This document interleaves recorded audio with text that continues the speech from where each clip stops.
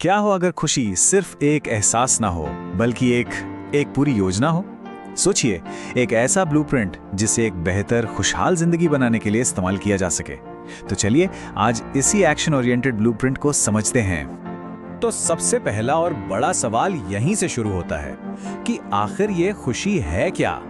क्या ये सिर्फ एक फीलिंग है जो आती जाती रहती है या फिर ये एक सोची समझी स्ट्रैटेजी है? देखिए, इस फर्क को समझना बहुत जरूरी है।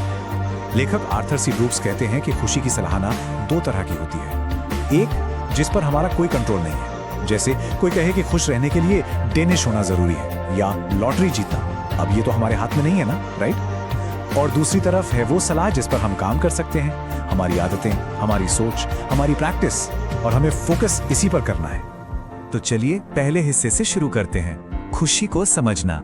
इसकी नींव हम बनाएंगे सदियों पुराने ज्ञान के साथ।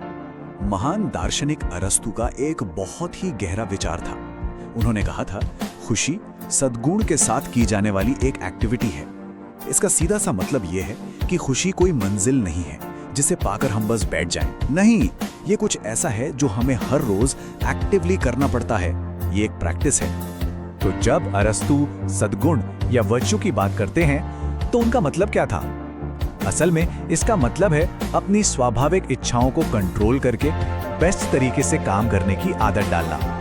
ये कोई पैसिव स्टेट नहीं है, ये एक एक्टिव एंगेजमेंट है। अब आते हैं खुशी को समझने के दूसरे स्तंभ पर, और वो है स्टोइक फिलॉसफी। जैसा कि एपिक्टेटस ने कहा था, जिंदगी का सबसे बड़ा काम बस इतना है, यह पहचानना कि क्या हमारे कंट्रोल में है और क्या नहीं। स्टोइक्स के हिसाब से कुछ चीजें हमारे काबू से पूरी तरह बाहर हैं, जैसे हमारा शरीर, हमारी प्रॉपर्टी, हमारी इज्जत, यहाँ तक कि मौत। लेकिन हमारी राय, हमारे लक्ष्य, हमारी इच्छाएं, ये सब पूरी तरह से हमारी पावर में है। और जानते हैं, सिर्फ इस एक फर्क को समझना ही आज की दुनिया में एंजाइटी कम करने का एक बहुत पावरफुल तरीका है। तो चलिए अब आते हैं दूसरे हिस्से पर, खुशी की आदतें। इसे अपनी भलाई के लिए एक इंटरनल टूल किट समझिए। इसमें 3 मेन आदतें हैं जिन्हें हम प्रैक्टिस कर सकते हैं। पहली, बेचैनी का सामना करना। दूसरी, अपना मन बदलने के लिए तैयार रहना। और तीसरी, अपने खाली समय को बाकायदा शेड्यूल करना। पहली आदत यानी माइंडफुलनेस का मतलब असहज भावनाओं से बचना बिल्कुल नहीं है, बल्कि इसकी असली ताकत तो बेचैनी और मुश्किल फीलिंग्स को बिना जजमेंट के स्वीकार करने में है, उनका सामना करने में है। और दूसरी आदत, ये बहुत दिलचस्प है, अपना मन बदलना। जब हम ये मान लेते हैं कि हाँ, हम गलत हो सकते हैं, तो पता है क्या होता है? हम गलत धारणाओं को डिफेंड करने की चिंता से आजाद हो जाते हैं। एक तरह का मेंटल बोझ उतर जाता है। और तीसरी आदत आती है लेखक कैल न्यूपोर्ट के टाइम ब्लॉकिंग आइडिया से।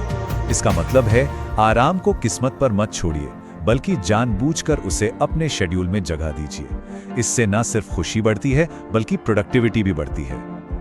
और अब आते हैं तीसरे और आखिरी हिस्से पर, अपनी खुशी को शेयर करना। ये कनेक्शन बनाने की एक ऐसी चाबी है जिसके बारे में हम ज्यादा सोचते नहीं। एक सवाल सोचते हैं, जब मन उदास हो या लो फील हो रहा हो, तो खुश होने का एक ऐसा तरीका क्या है जो थोड़ा अजीब लगे, जो पहली बार में समझ ना आए? आमतौर पे ऐसे में हम क्या करते हैं? अपने अंदर झांकने लगते हैं, अपनी ही परेशानियों के बारे में सोचते रहते हैं। लेकिन इसके बजाय एक बार खुशी को दूसरों में बांटने की कोशिश करके देखिए। दूसरों को खुश करना अपनी खुद की खुशी बढ़ाने का एक बहुत ही शक्तिशाली तरीका है। और ये बात बुद्ध की एक शिक्षा से कितनी खूबसूरती से जुड़ती है। स्वयं के लिए एक दीपक बनो। जब हम अपने अंदर की अच्छाइयों को उजागर करते हैं तो वो रोशनी सिर्फ हमारे लिए नहीं होती, वो दूसरों के लिए भी रास्ता दिखाती है। तो इस पूरे हैप्पीनेस ब्लूप्रिंट का सार क्या निकला? पहला, बड़े आइडियाज को समझें, जैसे अरस्तु और स्टोइक्स के विचार। दूसरा, जरूरी आदतों की प्रैक्टिस करें, जैसे माइंडफुलनेस और सोच में लचीलापन। और तीसरा, इस सफर में जो भी मिले उसे दूसरों के साथ शेयर करें। तो अब आखिरी सवाल ये नहीं है कि खुश कैसे बने, सवाल ये है कि इस ब्लूप्रिंट को बनाने के लिए वो पहली ईंट कौन सी होगी जिसे